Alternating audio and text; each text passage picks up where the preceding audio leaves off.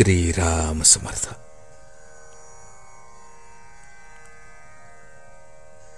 संत सांगतील तसे वागावे. ज्या स्थितीत परमात्मा ठेवतो त्यात आनंद मानावा. प्रपंचातल्या दुःखाबद्दल वाईट वाटून घेऊ नये. आपण जगात वागताना सर्व माझे माझे असे म्हणतो, पण प्रत्यक्ष आपल्या वाटणीला किती येते याचा कधी आपण विचार करतो का? मिळण्याची आणि मिळवण्याची हाव वाढल्यामुळेच आपल्याला खरे दुःख होते. ही हाव नाहीशी व्हायला भगवंताच्या स्मरणात राहणे हा एकच उपाय आहे. मी भगवंताचा आहे ही जाणीव ठेवून वागावे. भगवंताकडे चित्त गुंतवून ठेवणे हाच खरा धर्म मानावा. जगाला फसवू नये आणि जगाकडून फसले जाऊ नये. नामात जो राहिला तो सत्संगतीत राहिला. व्यवसाय आणि हौस याप्रमाणे आपण संगत धरतो. मनाची आणि नामाची संगत जोडून द्यावी. मालकाच्या बरोबर असलेला कुत्रा ज्याप्रमाणे धीट होऊन दुसऱ्यावर भुंकतो त्याप्रमाणे आपण भगवंताच्या आधाराने राहावे. भुंकू मात्र नये. नेहमी लीनता ठेवावी. मी साधन करतो हे विसरून जावे. त्याबद्दल अभिमान धरणे म्हणजे साधनाला कमीपणाच आणणे आहे. आपल्या कामात लक्ष ठेवून सर्वांशी प्रेमाने वागावे. स्त्री दिराचा किंवा सासू सासऱ्यांचा मान ठेवते ते नवऱ्याला खुश करण्याकरता.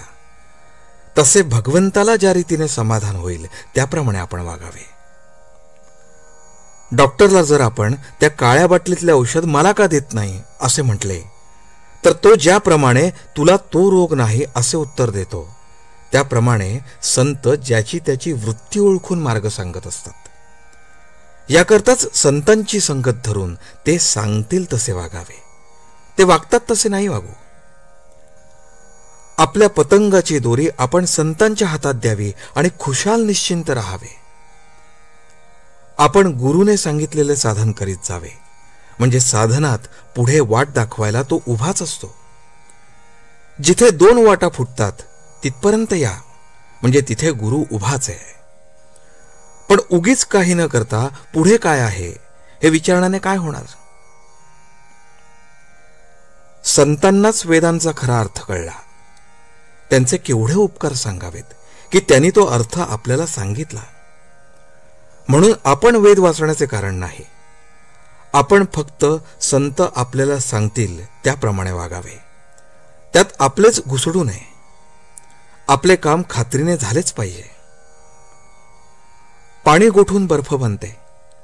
बर्फाच्या आत बाहेर जसे पाणीच असते तसे जो आत बाहेर भगवंताच्या प्रेमाने ओथंबलेला असतो त्याला संत म्हणतात. असे संत फक्त नामस्मरणाने जोडता येतात.